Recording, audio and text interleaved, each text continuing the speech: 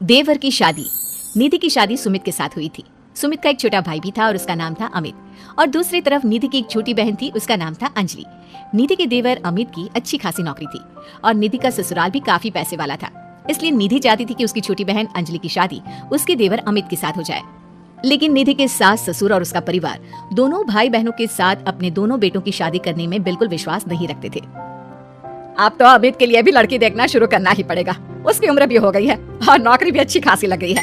अरे मम्मी जी, लड़की देखने की क्या जरूरत है? मेरी छोटी बहन अंजलि है ना, अमित के लिए एकदम परफेक्ट मैच है वो। निधि, तुमसे कितनी बार कहा है, मम्मी तुम्हारी छोटी बहन अंजलि को इस घर की बहू नहीं बनाना चाहती। अरे पर आखिर क्यों? मेरी बहन में ऐसी भी क्या कमी है? सुंदर है, सारा काम करना जानती है, फिर आपको क्या परेशानी है? बात परेशानी की नहीं है बेटा, लेकिन मैंने शुरू से ही सोच रखा था एक ही घर की दो लड़कियां अपने बेटों के लिए नहीं लेकर आऊंगी। वो क्या है ना, दोनों बहनें देवरानी जेठानी बन जाएंगी तो बस प्रॉब्लम ही प्रॉब्लम आने वाली है। लेकिन निधि इस बात के लिए बिल्कुल तैयार नहीं थी। वो तो किसी भी कीमत पर अमित और अंजलि की शादी करवाना चाहती थी और इसीलिए उसने अपनी बहन अंजलि को अपने ससुराल में बुलाने का प्लान बनाया। कुछ दिनों के बाद सुमित, वो क्या है ना, मम्मी पापा कुछ दिनों के लिए मामा जी के घर पर चले गए हैं और अंजलि घर पर बिल्कुल अकेली है, तो मैंने सोचा उसे यहाँ बुला लेती हूँ। हाँ, क्यों नहीं भाई, तुम्हारी छोटी बहन है, तुम उसे बिल्कुल यहाँ बुला सकती हो। लेकिन सुनो, अमित और उसकी शादी के बारे में कोई बात मत छेड़ना, मम्मी इस बात के लिए कभी तैयार नहीं होगी। अगले दिन अंजलि निधि के ससुराल पहुंच जाती है और निधि के कमरे में।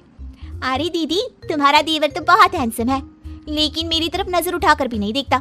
अरे तू चिंता क्यों करती है, वो तेरी तरफ नजर उठाकर भी देखेगा और तू इस घर की बहू भी बनेगी। बस अब तू देखती जा। आप कहना क्या चाहती हैं दीदी?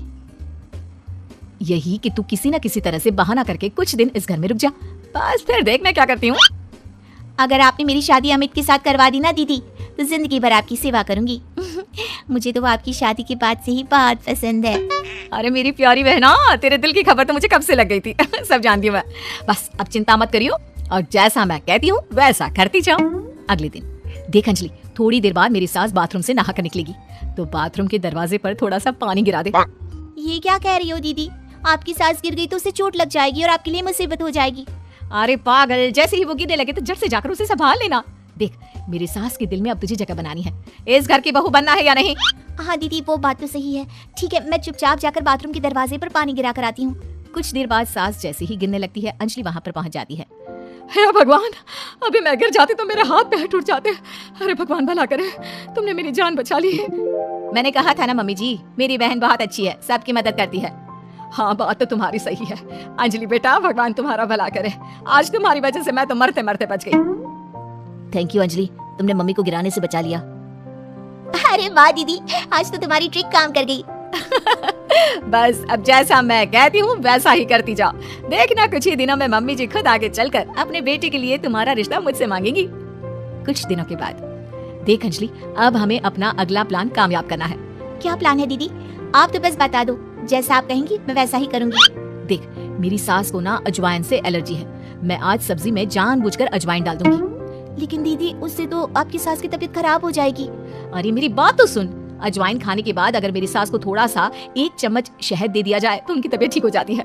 और ये नुस्खा मुझे पता है, ये बात मेरी सास को भी नहीं पता। जैसे ही वो अजवाइन वाली सब्जी खाएं, जल्दी से जाकर शहद ले आना। ये क्या बहू, तुमने सब्जी में अजवाइन क्यों डाल दिया? तुम जानती हो ना, मुझे इससे एलर्जी होती है। माफ कर दीजिए मम्मी जी, मुझे तो पता ही नहीं था। निधि, जल्दी से जाकर मम्मी के लिए पानी लेकर आओ। अरे नहीं नहीं जीजू, आंटी जी की एलर्जी पानी से नहीं बल्कि शहद से दूर हो जाएगी। 1 मिनट रुकिए। अंजलि दौड़ कर जाती है और शहद लेकर आती है। लेकिन तुम्हें इसके बारे में कैसे पता? बस ऐसे ही। आंटी जी ये लीजिए, जल्दी से 1 चम्मच शहद खा लीजिए। अब देखिए थोड़ी देर में आप ठीक हो जाएंगी।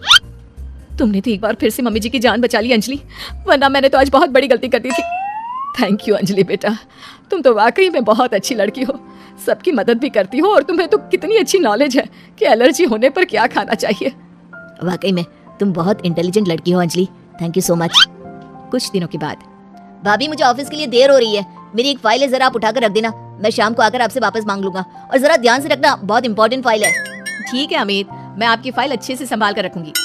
अमित के जाने के बाद देखो अंजलि, ये अमित के ऑफिस की एक बहुत इंपॉर्टेंट फाइल है, मैं जानबूझकर इसे कहीं पर छिपा दूंगी और तुम्हें बता दूंगी कि ये फाइल कहाँ रखी है। बस जैसे ही वो मुझसे फाइल ढूंढने के लिए कहेगा, तुम फाइल झटपट ढूंढ कर ले आना और उसे दे देना। वाह दीदी, मुझे इस घर की बहू बनाने के लिए आप कितनी मेहनत कर रही हैं। शाम के वक्त भाभी मैंने आपको एक फाइल संभाल कर रखने को दी थी, प्लीज जरा वापस दे दीजिए ना, मुझे एक प्रेजेंटेशन बनाना है। निधि उस फाइल को ढूंढने का नाटक करती है। क्या करूं देवर जी, आपकी फाइल मिल नहीं रही मुझे। अरे भाभी ये आप क्या कह रही हैं? अगर वो फाइल नहीं मिली तो मेरा प्रमोशन नहीं होगा, बहुत इंपॉर्टेंट फाइल है। अमित, ये रही तुम्हारी फाइल। दीदी ने ऐसे ही बैठक में छोड़ दी थी और वो काम करने वाली आती है ना, वो इसे उठाकर डस्टबिन में डालने वाली थी, लेकिन सुबह मैंने तुम्हारी बात सुन ली थी तो संभाल कर रख दिया। अंजलि, मैं कैसे तुम्हारा शुक्रिया अदा करूं? तुम जानती नहीं तुमने मेरे लिए आज क्या किया है। अगर ये फाइल खो जाती ना तो मेरा बहुत बड़ा नुकसान हो जाता। देवर जी, मैं तो आपसे पहले से कह रही थी, मेरी बहन अंजलि बहुत अच्छी है। वाकई में बहुत समझदार और इंटेलिजेंट लड़की हो तुम। हमारे फैमिली के लिए कितना कुछ कर रही हो। पहले मम्मी को बचा लिया और आज मेरी फाइल। अगले दिन मुझे लगता है कि अमित भी अंजलि को धीरे धीरे पसंद करने लगा है। तुमने फिर से वही कहानी कहना शुरू कर दिया। मैंने कहा ना, अंजलि की शादी अमित से हम नहीं करवाना चाहते। देखो बेटा, तुम्हारी बहन बहुत अच्छी है, लेकिन फिर भी मैं अमित के लिए किसी दूसरे घर की लड़की लाना चाहती हूँ। एक ही घर की दो लड़कियां मुझे अपनी बहू बनाकर नहीं लानी। मम्मी जी, मेरी बहन ने आपके लिए इतना कुछ किया और फिर भी आप उसके साथ ऐसा कर रही हैं। तुम गलत समझ रही हो निधि, ये बात तो हम लोगों ने तुम्हें पहले ही कह दी थी। तुम्हारी कोशिशें बेकार है, ऐसा कुछ नहीं होने वाला निधि। देखा दीदी, तुम्हारे सब कुछ करने के बाद भी तुम्हारे ससुराल वाले मुझे इस घर की बहू बनाने के लिए तैयार नहीं है। लगता है अब एक आखिरी खेल खेलना पड़ेगा और देखना, उसके बाद सब ठीक हो जाएगा। मजबूरी में मेरी सास को अमित के साथ तुम्हारी शादी करवानी पड़ेगी। लेकिन दीदी, अब आप क्या करने वाली हैं? कल रात को जब अमित ऑफिस से देर से लौटेगा तो उसके खाने में बेहोशी की दवा डाल दूंगी। तुम चुपचाप उसके कमरे में उसके बेड पर जाकर लेट जाना। कुछ करने की जरूरत नहीं है, बाकी का सारा काम मैं संभालूंगी। निधि और अंजलि मिलकर अमित को फंसाने का प्लान बनाते हैं। दोनों अमित के खाने में बेहोशी की दवाई डाल देते हैं। भाभी, बड़े जोरों की भूख लगी है। दीदी तो सो गई है, आपके लिए खाना मैं लगा देती हूँ। हाँ हाँ बिल्कुल। वैसे रात काफी हो गई है, तुम सोई क्यों नहीं? मैं तुम्हारा इंतजार कर रही थी, सोचा तुम ऑफिस से लौट कर आओगी, खाना कौन देगा, बस इसीलिए। तुम कितनी अच्छी हो अंजलि, सबका कितना ख्याल रखती हो। थोड़ी देर के बाद खाना खाकर अमित गहरी नींद में सो जाता है और अपने प्लान के हिसाब से अंजलि उसके पास जाकर लेट जाती है। अगली सुबह, मम्मी जी ये देखिए, अमित मेरी बहन अंजलि से कितना प्यार करता है, और कल रात को तो उन दोनों के बीच क्या बताऊं, वो सब हो गया जो नहीं होना चाहिए था। मुझे लगता है अब हमें उन दोनों की शादी करवा देनी चाहिए। नहीं नहीं भाभी, आप ये क्या कह रही हैं? मैंने अंजलि के साथ कुछ नहीं किया, मुझे बस गहरी नींद आ गई थी। अमित, झूठ मत बोलो। कल रात को तुमने मुझसे कहा था कि तुम मुझसे प्यार करती हो और हमारे बीच जो कुछ भी हो रहा है वो सब नॉर्मल है। बस करो भाभी और अंजलि, आप दोनों को ज्यादा झूठ बोलने की जरूरत नहीं है। अब जानती भी है क्या हुआ है। क्या हुआ है? जो कुछ भी हुआ है वो सामने दिख तो रहा है। आप पूरी रात मेरी बहन के साथ थे। आपका प्लान तो मुझे उसी वक्त समझ में आ गया था जब गलती से मेरा खाना आपकी बहन अंजलि ने खा लिया और वो बेहोश हो गई, और वो बेहोशी की हालत में वो सब कुछ कह रही थी जो आप मुझे कहने वाले थे। क्या इसका मतलब तुम्हें सब पता चल गया? हाँ, मुझे सब पता चल गया। और आप सबकी जानकारी के लिए ये भी बता दूं कि मेरी पहले से ही एक गर्लफ्रेंड है, शिवानी, और मैं उसे बहुत पसंद करता हूँ। देखो निधि, ये तुमने ठीक नहीं किया। अपनी बहन को इस घर की बहू बनाने के लिए तुम इस हद तक गिर सकती हो, मैंने कभी सोचा भी नहीं था। अमित, ठीक कह रहे हो, वो सब हमारा नाटक था, लेकिन गलती से मैंने शायद बेहोशी वाला खाना खा लिया और हमारी पोल खुल गई। बहू, तुम्हारी बहन वाकई में बहुत अच्छी है और इसे कोई भी अच्छा लड़का मिल जाएगा, लेकिन मेरा अमित किसी और को पसंद करता है और इसीलिए मैं तुम्हें बार बार समझाने की कोशिश करती थी। बस मैं तुम्हारा दिल नहीं तोड़ना चाहती थी, इसलिए कभी तुम्हें शिवानी के बारे में नहीं बताया, लेकिन अब तो सब कुछ सामने आ चुका है।